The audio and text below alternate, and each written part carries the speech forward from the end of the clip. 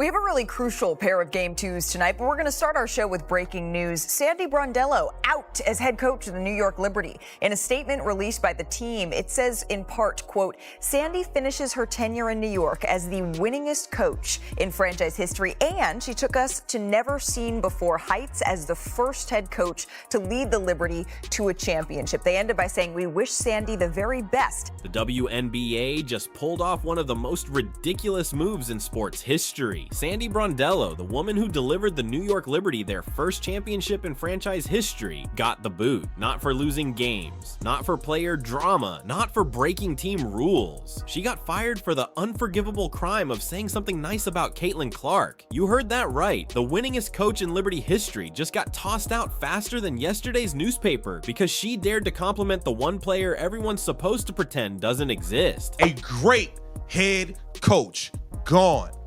We would like to thank Sandy Brondello for her everlasting impact on the New York Liberty. Liberty GM Jonathan Kolb said in a statement, Sandy finishes her tenure in New York as the winningest coach in franchise history. She took us to never before seen heights as the first head coach to lead the Liberty to a championship. We wish Sandy the very best in her next chapter. Brondello also won a WNBA title as the Phoenix Mercury head coach in 2014. The Liberty released some corporate fluff about thanking Sandy for her contributions and wishing her well, but we all know what this really means. Step out of line, praise the wrong player, and boom, you're packing your bags. But here's what makes this absolutely insane. Brondello didn't just stumble into success with the Liberty. She took a team full of superstars who couldn't figure out how to win together and turned them into champions. Brianna Stewart, Jonquel Jones, Sabrina Ionescu, all incredible players who needed someone to actually coach them instead of just letting them do whatever they wanted. Before Brondello showed up, the Liberty were basically the basketball equivalent of a reality TV show. Lots of drama, lots of talent, zero championships. She changed that entire culture and gave New York fans the title they'd been dreaming about for decades. You'd think that would earn her some job security, right?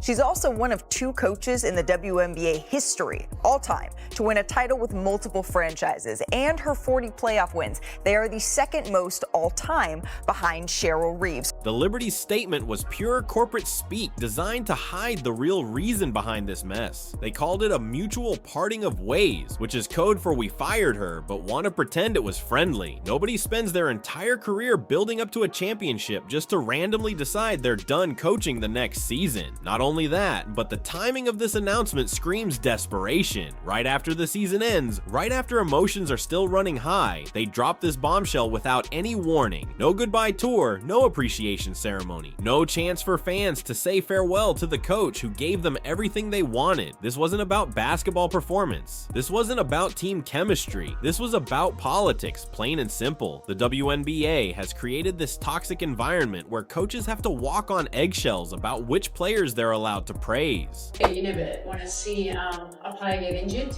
and a player like Caitlin coming back has had a few injuries this year. She's a great player. It would have been good for our craft to see her, but hopefully they get to see her after post All-Star. We get to play them again. As for the All-Star, I'm excited to get to know her a little bit. I think that's the part of the All-Star. It's going to coach players that you haven't coached before and get them to know them a little bit and enjoy the whole stuff. Say something positive about Caitlin Clark and suddenly you're persona non grata. The league claims it wants to grow women's basketball, but then pulls stunts that make them look petty and insecure. You can't build a successful sports league when you're more worried about protecting egos than celebrating talent. Brondello just became the latest casualty in this ridiculous war against acknowledging reality.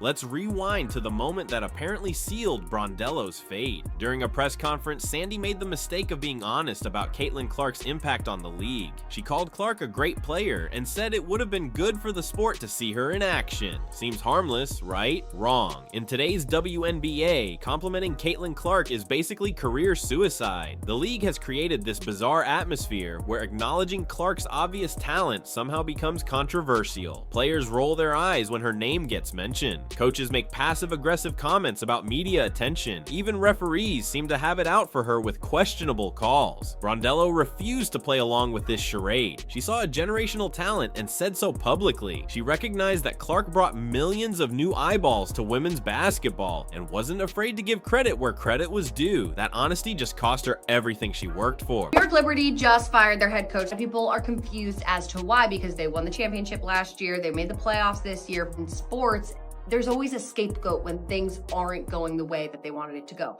Clearly, in New York, the standard has been raised. As Coach Tibbs learned with the New York Knicks, making the playoffs does not guarantee that you are safe anymore. They have raised the standard. They're sending a message to the fans, to the team, saying, we don't want to just go to the playoffs.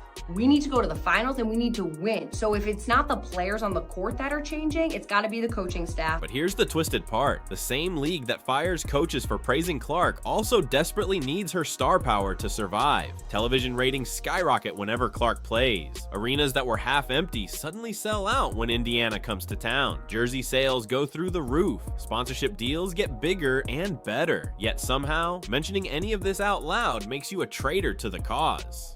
The WNBA wants all the benefits of the Caitlin Clark effect without actually admitting it exists. They want the money, the attention, and the growth, but they also want to pretend it's happening because of other players. Brondello's comments weren't even that controversial when you actually listen to them. She said Clark was a great player who brought attention to the sport. She mentioned looking forward to coaching her in the All-Star game. Basic professional courtesy stuff that any reasonable person would consider normal. The reality check here is brutal. Clark didn't ask for any of this drama. She's just a young player trying to establish herself in the league while dealing with unnecessary hostility from veterans who should be welcoming new talent. Instead, she's become this lightning rod for controversy that ruins careers. The timing couldn't be more obvious if they tried. Brondello makes positive Clark comments, the Liberty lose in the playoffs, and suddenly she's unemployed. If this was really about playoff performance, why didn't they fire her last year when they also came up short? The only difference was she kept her mouth shut about Clark back then. What's even more ridiculous is that other coaches are watching this unfold and taking notes. The message is crystal clear. Stay quiet about Clark or face the consequences. That's not leadership, that's intimidation disguised as team loyalty.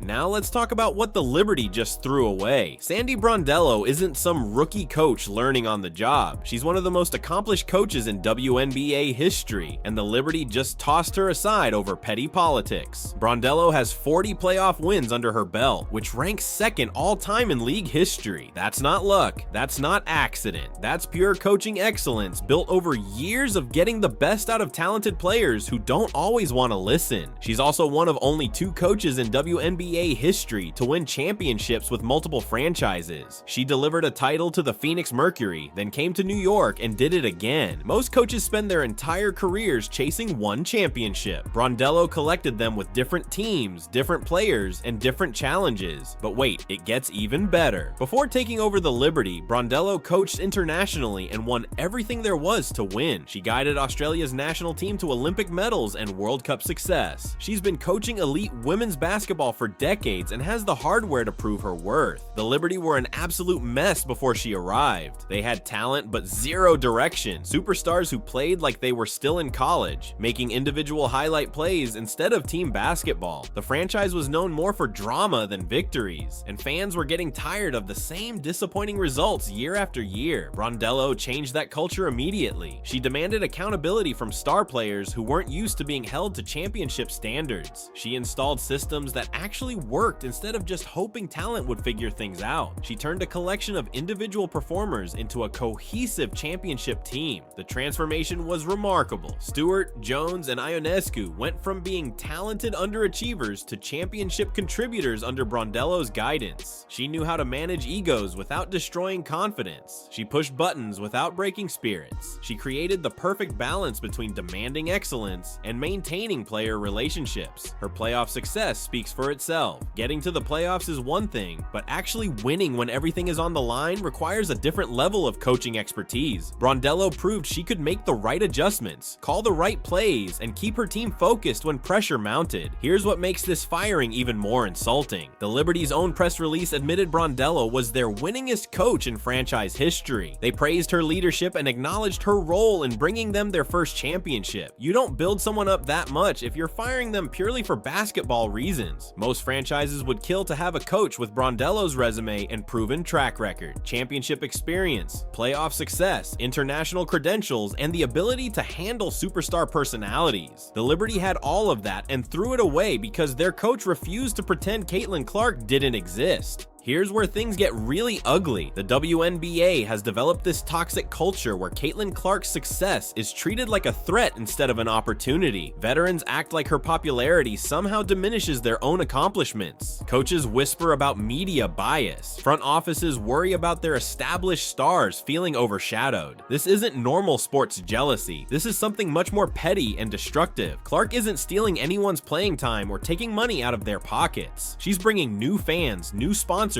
and new attention to a league that desperately needs all three. Yet somehow, acknowledging this reality has become forbidden. Players have body-checked Clark on the court in ways that would get flagged in pickup games. They've made snide comments about rookie treatment and undeserved attention. Some veterans act like Clark personally insulted their families just by existing and being good at basketball. The paranoia runs even deeper than that. Coaches who dare to say anything positive about Clark's impact get labeled as disloyal to their own players.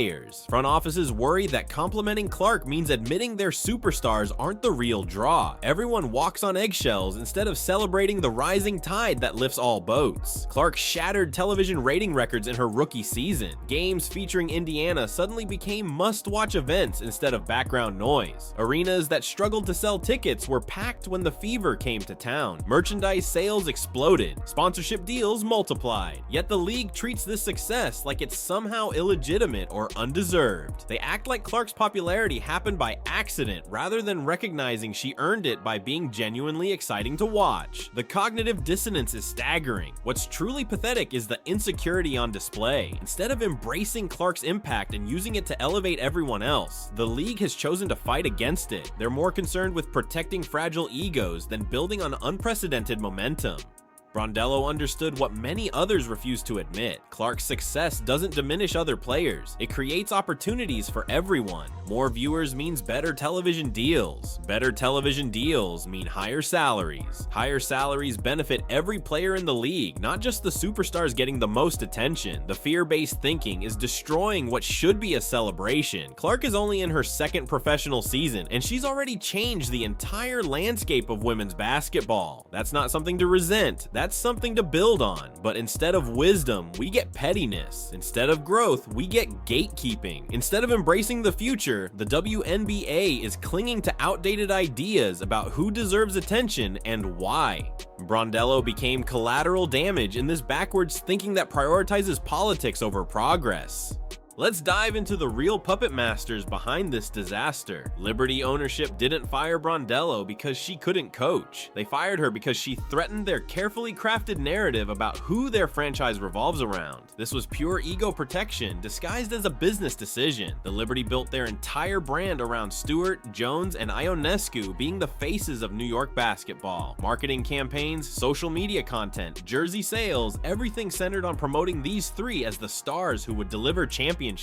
Then along comes Caitlin Clark, stealing headlines without even trying. Ownership watched nervously as Clark's name generated more buzz than their own superstars. They saw television ratings spike when Indiana played other teams, while Liberty games struggled for attention unless they were playing the Fever. The writing was on the wall and they didn't appreciate what it said. The control freaks couldn't handle the truth. When Brondello publicly acknowledged Clark's impact, she was basically admitting that someone outside their organization had become bigger than their carefully artificially manufactured star system. That honesty made ownership look foolish for pretending otherwise. Think about the paranoia required to fire a championship-winning coach over a few positive comments about another player. That's not confident leadership, that's insecurity masquerading as authority. They were so worried about their stars feeling threatened that they created the exact drama they were trying to avoid. The Liberty's front office operates under the delusion that they can control narratives through intimidation. Fire the coach who speaks uncomfortable truths. Send a message to anyone else thinking about stepping out of line. Create fear instead of fostering honest communication about the league's actual dynamics. But here's what they failed to realize. Their heavy-handed tactics just made everything worse. Instead of quietly managing the situation, they created a massive controversy that puts their insecurity on full display. Now, everyone knows they're so threatened by Clark's success that they'll sacrifice winning coaches to protect their precious narrative.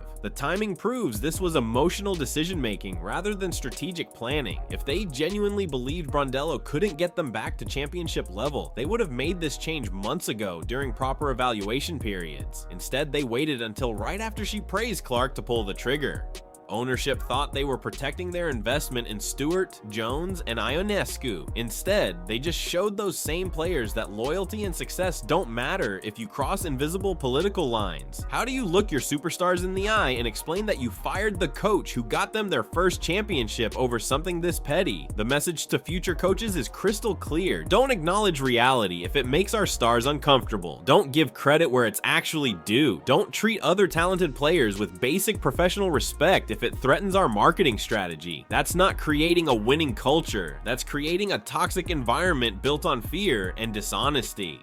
The fallout from this decision has been absolutely brutal. Fans immediately saw through the corporate spin and connected the dots between Brondello's Clark comments and her sudden termination. Social media exploded with criticism, and even rival coaches publicly questioned the Liberty's judgment. Liberty supporters were genuinely shocked that their organization would throw away proven success over something so trivial. These are fans who waited decades for a championship, and now they're watching their front office sabotage the coach who delivered it. The betrayal runs deep when you realize your own team values politics over winning. Becky Hammon from the Las Vegas Aces basically called out the Liberty's decision by praising Brondello as a quality person and coach.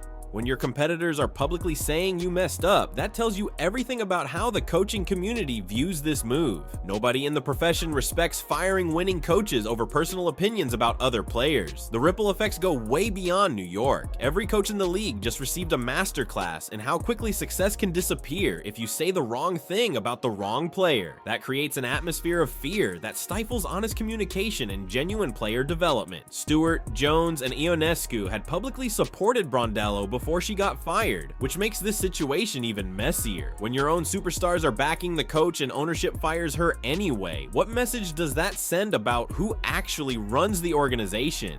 Player input apparently means nothing when politics take priority. The WNBA desperately needs credibility and mainstream respect to compete with other professional sports leagues. Firing championship coaches over compliments about popular players makes the entire organization look petty, insecure, and unprofessional. That's not the image you want when trying to attract new fans and sponsors. What's particularly damaging is the precedent this sets. If speaking positively about Caitlin Clark can end coaching careers, what other invisible rules exist that nobody talks about? Are there approved lists of players you're allowed to praise? Do you need permission before acknowledging obvious talent that doesn't play for your team? The league office has remained suspiciously quiet about this entire controversy, which speaks volumes about their own discomfort with the situation. They can't defend the Liberty's decision without admitting the anti-Clark sentiment exists, but they also can't criticize it without acknowledging their own role in creating this toxic environment. Meanwhile, Brondello walks away with her reputation